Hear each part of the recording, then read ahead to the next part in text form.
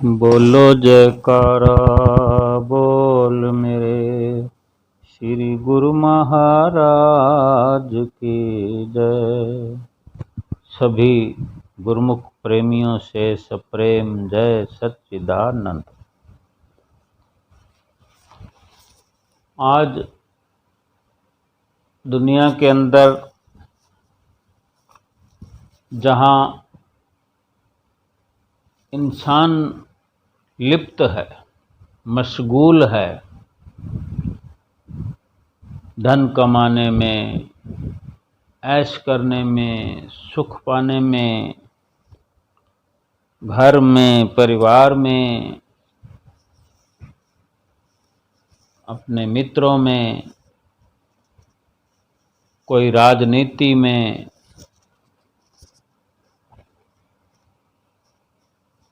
तो और जो इस तरह का जीवन जीते हैं उनके अंदर गुरुमुख भी हो सकते हैं। यानी नाम लिया हो, शुरुआत होती है, या कब हम परिपक्व होते हैं, कब हम पर श्री गुरु महाराज जी की कृपा होती है, या कब हम उसको जो पिछली विचारधारा है, पिछली लिप्तता है, जो लिप्त हम रहते आए हैं जन्मों से भी और इस जन्म में भी, जो नाम का धीरे धीरे असर होता है, धीरे धीरे जब हम इधर प्रवृत्त होते हैं तो पिछला छूटता जाता है, तो उसमें समय लगता है। लेकिन उससे पहले की बात है कि जब संसार की अहमियत हम मान के बैठे होते हैं कि जहाँ हमारा झुकाव अधिक है, तो अपने अपनी गुणवत्ता की बात है कि हमारे घर में कोई मेहमान आ जाए, हम श्री आरती पूजा कर रहे हों,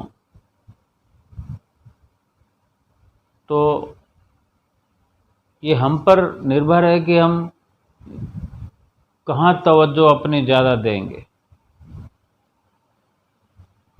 क्योंकि आरती पूजा का समय हमारे श्री गुरु महाराज जी ने बड़ा मस्त रखा हुआ है, ज़बरदस्त रखा हुआ है। अब तो हुजूर गुरु महाराज जी ने गुरु महिमा को भी अनिवार्य कर दिया है कुछ वर्षों से, तो थोड़ा और भी मस्त हो गया है समय। आरती पूजा का समय हो या सुमरन का समय हो, कोई हमसे मिलने की चाह करे, कोई हमसे मिलने के लिए आए, घर में दस्तक दे, घर में आ जाए, ये तो उस वक़्त हमने देखना है कि हमारा जो प्रैक्टिकल है, उस वक़्त हम किस तरह उस वक़्त अपने आप को किस दायरे में रख पाते हैं। आरती को छोड़ देते हैं, या जो आया है आरती के लिए उसको छोड़ देते हैं, और फिर उसको अगर बिठा दिया जाता है और आरती में हम लगे रहते हैं, तो ये हमने खुद अपने आप को जवाब देना है कि हम वास्तव में आरती में लगे रहते हैं, या यूं मन में चलता रहता है कि कब आरती ख़त्म करूं, कब उससे जाके मिलूं, कब आरती ख़त्म कब करूं, उसको जाके मिलूं। इससे तो अच्छा है आरती हम छोड़ दें। लेकिन परिपक्वता तो निर्भर करती है कि 24 घंटे में ये नित्य नियम तो एक बार ही होता है। एक बार सुबह ये सुबह की श्री आरती पूजा 2 बार होती है, तो उसका 2 बार नाम रख दिया है श्री गुरु महाराज जी ने। ये सुबह की श्री आरती पूजा है और ये शाम की आरती पूजा है। दुनिया में कहीं ऐसा नहीं देखने को मिला कि आरती जो होती है अपने इष्ट के प्रति वो एक ही होती है। 2 बार करते हैं करने वाले, होती है। मंदिरों में जाते हैं तो 2 बार आरती होती है, करते हैं भगत लोग। लेकिन हमें यहाँ देखें कि हमें ज़रूरी इसलिए हो जाता है, नियम में हमें बांध दिया है कि वो सुबह सुबह जो आरती की वो सुबह वाली थी। उसमें जो शब्दिंग है, जो शब्द हैं, जो वर्ड हैं, सुबह वाले अलग हैं, उनका अलग मतलब है। शाम की जो आरती है उसमें अलग शब्द हैं। सारी चीज़ों का भले ही एक ही मतलब हो, भक्ति, लेकिन कब किस वक़्त किस शब्द से हमें समझ में आएगी ये तो हमें नहीं मालूम। ये तो श्री गुरु महाराज जी हमारे जानते हैं कि हमारा उद्धार कब होगा, कैसे होगा। लेकिन हमें तो ये पता होना चाहिए कि हमने आज्ञा माननी है कि वो सुबह जो आरती की थी वो तो सुबह वाली थी। हम रोटी 2 समय खाते हैं, सब्जी 2 समय खाते हैं, तो क्या एक ही सब्जी दोनों समय खाते हैं? मजबूरी में खा सकते हैं, लेकिन हमें अच्छा तो नहीं लगता ना। हर कोई चाहता है कि सुबह ये सब्जी खाई थी तो रात को कोई दूसरी होनी चाहिए। जब शरीर के लिए इतनी बारीकियां ढूंढते हैं हम, बिना सब्जी के भी रोटी खा लें, खाते थे। हमारे पूर्वज खाते थे, हमारे माता पिता दादा दादी खाते थे। कभी हम विचार करें, कभी हम पूछें उनसे कैसा जीवन व्यतीत करते थे और अपने बच्चों को कैसा हष्ट पुष्ट रखते थे, कम से कम आडंबर खिलाकर, पहनाकर, खेलने के लिए, मनोरंजन के लिए क्या साधन होते थे। और अब हम भजन पूजन की बात करते हैं तो पिछले समय के अंदर श्री आरती पूजा तो चलती आ रही है, भजन सिमरन के लिए भरपूर समय देना होता था। श्री गुरु महाराज जी हमारे हर किसी से पूछते थे सुमरन कितना करते हो। और इतना नहीं कि जो संत महात्मा घरों में कृपा करते थे तो आकर पहले यही इसी बात के लिए डांट लगाया करते थे, डांट दिया करते थे कि सुमरन क्यों नहीं करते। श्री आरती पूजा तो दूर की बात है, सिमरन की बात पर डांटते थे। तो श्री आरती पूजा की कितनी वैल्यू हुई कि पहला नियम है हो, सुबह शाम की आरती को अलग अलग शब्दों में व्यक्त करना होता है। हमारे श्री गुरु महाराज जी ने क्या रचना रचाई है हमारे लिए कि हमारा कहाँ सुख भरा, ये हमने सोचना है। भले ही कोई हमसे मिलने आए उसका आदर मान करना चाहिए, अतिथि देवो भव। लेकिन जो हमारा नित्य नियम है थोड़ा आगे पीछे किया जा सकता है, एक दिन के लिए किया जा सकता है कि अगर रोज हमें आरती पूजा के समय कोई मिलने आए, रोज हमारा नियम भंग होने का खतरा हो जाए, फिर कौन सी दौलत हम कमा कर धनवान बन जाएंगे, दुनिया के राजे महाराजे बन जाएंगे। कुछ भी हो अपने नियमों को दृढ़ करना चाहिए। आजकल तो मोबाइल का युग है। श्री आरती पूजा के समय मोबाइल की घंटियां बज जाती है, घंटियां दिन भर बजती रहती है। जितना हमारा पसारा है, जितना या हम किसी संसार के पसारे में हम फंसे हुए हैं, चक्रव्यूह में हम धंसे पड़े हैं, ये तो हम पर निर्भर करता है कि कैसे निकलना है उसमें। जब तक अपनी विचारों की अहमियत हमने बनानी है कि हमारे विचारों के अंदर किस बात की अहमियत है और क्या होनी चाहिए। जो भगवान और भगवान का नाम, जो श्री गुरु महाराज जी हमारे साथ जो भला करने वाले हैं, जो हमारा हित करने वाले हैं, जो लोक परलोक का जिम्मा लेकर हमसे हर वक्त प्रीत करते हैं, इतने भाव से हम प्यार करते हो। हम सुनते हैं गुरुमुख भाई बहनों से आपस में बात करते हैं, हर कोई कहता मुझे बहुत प्यार है श्री गुरु महाराज जी से, हम पुराने गुरुमुख हैं, हम बहुत बार दर्शन करने जाते हैं, हम नित्य नेम करते हैं, सब कुछ करते हैं। लेकिन श्री गुरु महाराज जी कितना प्यार करते हैं हमसे, कभी कितना प्यार करते हैं हमसे श्री गुरु महाराज जी, कभी हम ये विचार करें। हम मुंह से कह सकते हैं कि हम तो श्री गुरु महाराज जी से बहुत प्यार करते हैं, लेकिन जब वक्त पड़ता है तो तुरंत उसी चीज़ को छोड़ देते हैं, अनंतपुर जाना छोड़ देते हैं, घर में श्री आरती पूजा छोड़ देते हैं, ब्याह शादी का समय हो, घर में कोई फंक्शन हो, सबसे पहले काम यही होता है। अभी आश्रम में जा रहे हो, कुटिया पर जा रहे हो, घर से निकलें कि कोई मेहमान आ जाए तो तुरंत वही काम छोड़ देंगे। उसी वक्त तो साबित करना होता है कि दोनों में से हमारी इम्पोर्टेंस क्या है, हमारा प्रेम क्या है।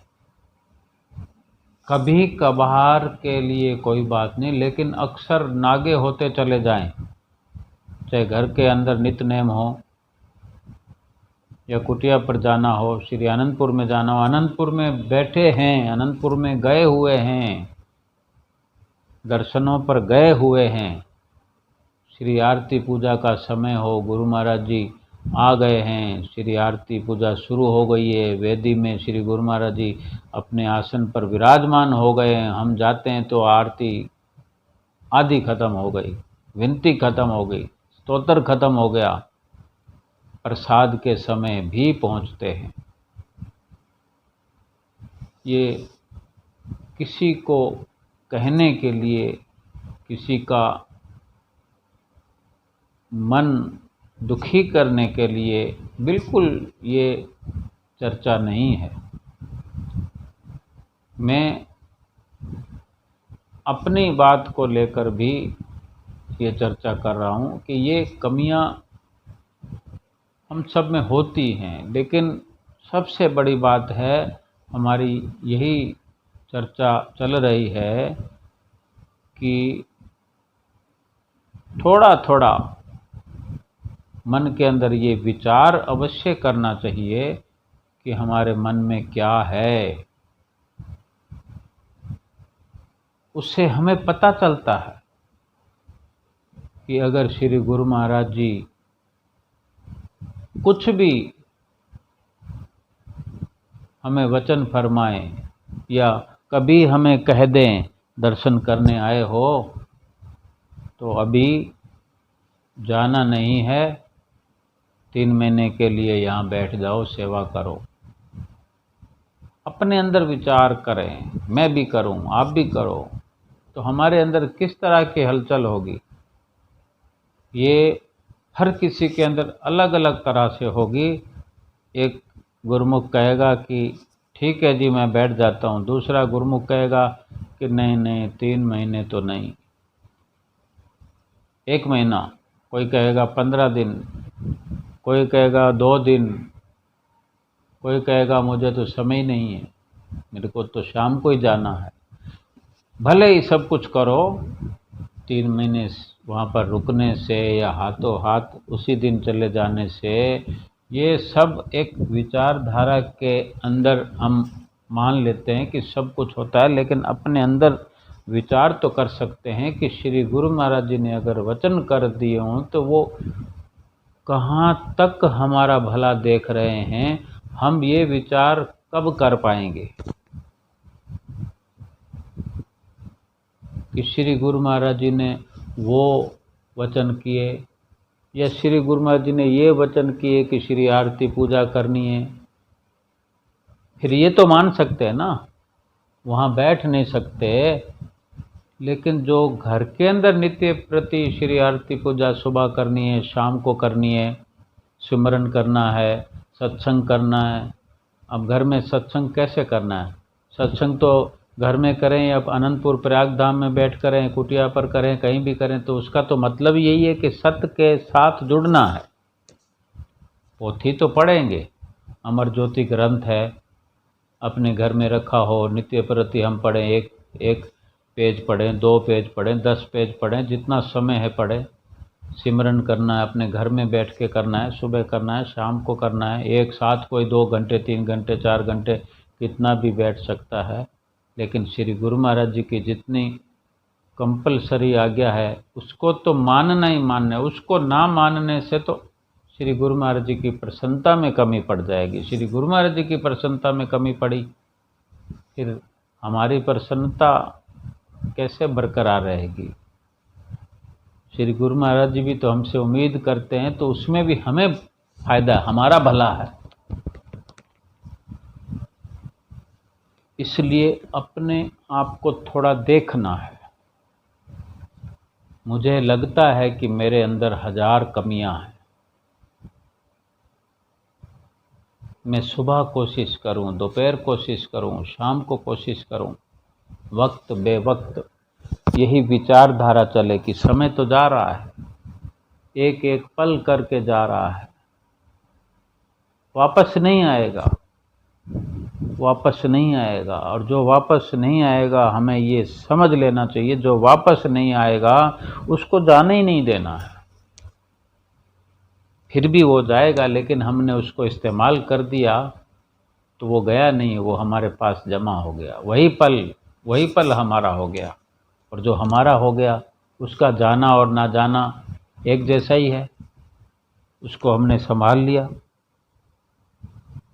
बहुत बड़ी बात यह है कि हमने कितना श्री गुरु महाराज जी को अपनाया, अपना बनाया। ये देखना है कि श्री गुरु महाराज जी हमसे बहुत प्रेम करते हैं। जितना जितना हम नियमों की पालना में करेंगे उतना गुरु महाराज जी हमसे प्रेम बढ़ाते चले जाएंगे। हमें कुछ मांगने की जरूरत नहीं है, कुछ करने की जरूरत नहीं है, उनकी आज्ञा का पालन करना है बस। बाकी काम तो फिर वो श्री गुरु महाराज जी की जिम्मेवारी है कि हम तुम्हारे काम करेंगे, हमने जो कहा है वो करो। एक बहुत पुराने तीसरी पातशाही गुरु महाराज जी की एक लीला है कि श्री गुरु महाराज जी जब तीसरी पातशाही जी विराजमान थे अपने सिंहासन पर, गद्दी पर, तब एक प्रेमी पाकिस्तान में थे, क्योंकि आज भी हैं पाकिस्तान में, सिंध में आज भी गुरुमुख प्रेमी हैं। तो श्री गुरु महाराज जी तो धीरे धीरे सब कुछ वहाँ से छोड़ छाड़ कर आकर जब श्री आनंदपुर में डेरे लगा लिए, तो और 1947 के बाद सब कुछ यहीं हो गया था। फिर वहाँ तो संपूर्ण रूप से हो गया था काम। अब जो प्रेमी वहाँ पर रह गए थे वो गुरु महाराज जी के प्रेमी हैं, तो प्रेमी तो रहेंगे ही, आरती पूजा भी करेंगे, काम धंधा भी करेंगे, आज भी कर रहे हैं। आज भी दर्शन करने के लिए श्री गुरु महाराज जी के पाकिस्तान से, पूरे संसार से श्री गुरु महाराज जी के दर्शन करने तो आते हैं। अपने भगवान को थोड़ी कोई भूलेगा या नागा कर देगा। तो एक गुरमुख प्रेमी पाकिस्तान में जो थे, तो पुरानी बात है, जब श्री आनंदपुर में गुरु महाराज जी विराजमान थे तीसरी पातशाही जी, तो उनके पाकिस्तान में कपड़े की दुकान थी। तो वो भगत जी क्या है कि नियम के बड़े पक्के थे, और जब श्री आरती पूजा करते थे तो किसी की तरफ देखते नहीं थे। तो आरती का समय उनका शाम का दुकान पर होता था, तो दुकान पर आरती करते थे। जिनको नियमों की पालना करनी है वो कहीं भी करेंगे।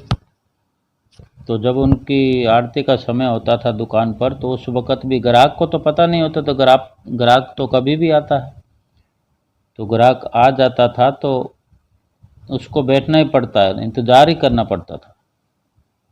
तो एक बार एक ग्राहक दुकान पर कपड़ा लेने आया, तो दुकान पर भगत जी श्री आरती पूजा कर रहे थे तो अपने नियम अनुसार उन्होंने उस ग्राहक की ओर ध्यान नहीं दिया और वो ग्राहक वापस चला गया। उनको नहीं चिंता इस बात की, उनको मालूम है कि जो मेरा है, मेरा काम तो मैं कर रहा हूँ।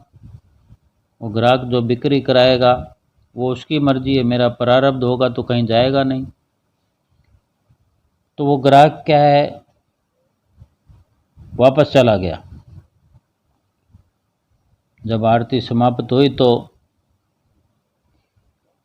उन्होंने कोई ऐसा अफसोस नहीं किया। दूसरे दिन जब दुकान भगत जी ने खोली तो वही ग्राहक दुकान पर फिर वापस आ गया और हजारों रुपए की कीमत का कपड़ा ले गया।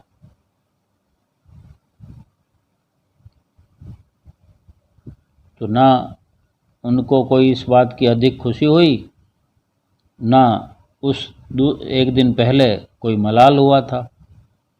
उनको मालूम है कि जो हमारा प्रारब्ध है वो हमें मिलेगा, हम अपना नित्य नियम क्यों छोड़ें। और इसी तरह फिर वो भगत जी कुछ समय के बाद श्री आनंदपुर पहुँचे दर्शन करने के लिए। तो जब आगे पहुँचे, श्री गुरु महाराज जी के चरणों में मत्था टेका तो श्री गुरु महाराज जी ने प्यार से मुस्कुराकर फरमाया, भगत जी, भगत जी, आप हमसे बहुत प्यार करते हो, पर हम तुमसे भी कहीं ज़्यादा तुमको प्यार करते हैं। हम आपके पास कपड़ा लेने आए थे, आप श्री आरती पूजा का नियम निभा रहे थे, अपना नियम तोड़ा नहीं और आपने हमें जाने दिया। हम चले गए, हम दोबारा दूसरे दिन फिर आए। आपने नियम नहीं तोड़ा और अपने श्री गुरु महाराज जी की श्री आरती पूजा में मगन रहे। यही हमारी प्रसन्नता है। भक्ति दान मोहे दीजिए गुरुदेवन के देव, और कछु नहीं चाहिए निस दिन तुम्हारी सेव। बोलो जयकारा बोल मेरे श्री गुरु महाराज की जय।